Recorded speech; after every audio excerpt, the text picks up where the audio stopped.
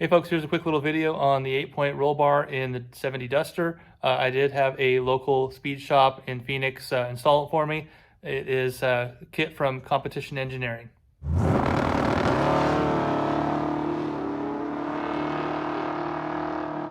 right, so here's the 8-point roll bar. Got the main hoop, got 2 down bars in the front, 2 down bars in the back, and then the crossbars in the middle. Makes 2 in the front, 4 in the middle, and 2 in the back.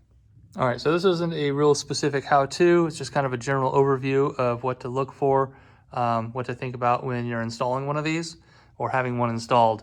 You definitely want to have the driver's seat and the driver with a helmet on in the car, in position, so you can mock everything up and have everything in the right place. Definitely want to get an NHRA handbook that shows all of the rules and measurements for everything, placement, and so forth. Things like where does the door bar sit in relation to the driver's shoulder and elbow, the size of the tube, type of welds, type of mounting points and positions, and so on and so forth. All right, so I don't have a halo bar just yet. That's the bar that comes off of here, goes around across the top of the front and then back again, and then you'd have 2 down bars in the front. It's something I'll probably do eventually, but right now my car's not quite fast enough to warrant that. One of the things to think about is getting in and out when you have your bar here. Also, if you have a dash bar going across, are you going to have access to your glove box if you want to access to your glove box? Sometimes it goes right across, you can't open it anymore. So that'll be useless now.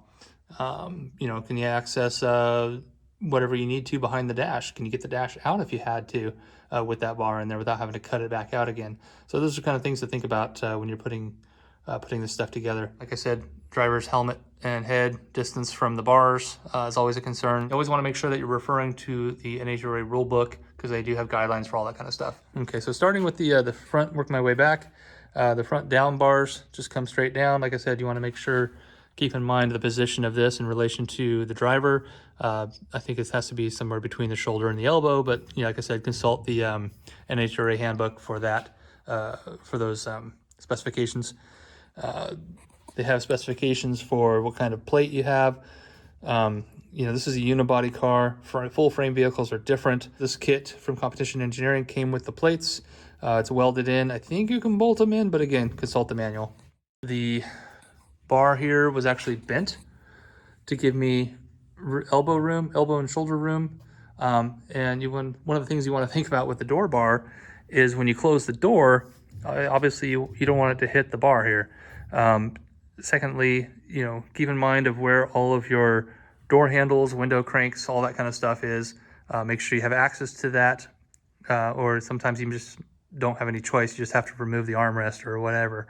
So keep all that in mind when you put your car together, what you want to keep, what you can live without if it's also street driven. Looking right here, there's a little bit of a mark right there.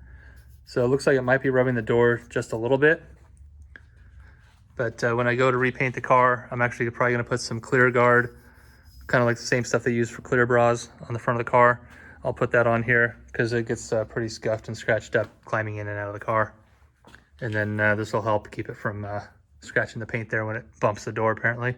The crossbar, or also known as a harness bar. Again, another good reason to have the driver and seat installed and have your belts with you as well. Because when you wrap the harness around the bar and have it come through the seat or over the driver's shoulders, they have to be in a specific angle as well to pass tech. You don't want it too high or too low. So again, consult the book for that as well, for those specifications, but that's just something else to think about. All right, so the main hoop is mounted on the floor. A lot of cars, you just put it on the floor sheet metal here. I opted to put it on this raised section. It seemed like it'd be a little stronger there.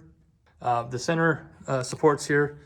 The installer opted to put them right on the hump, and I think that turned out great on this car, as opposed to just having one on either side of the hump.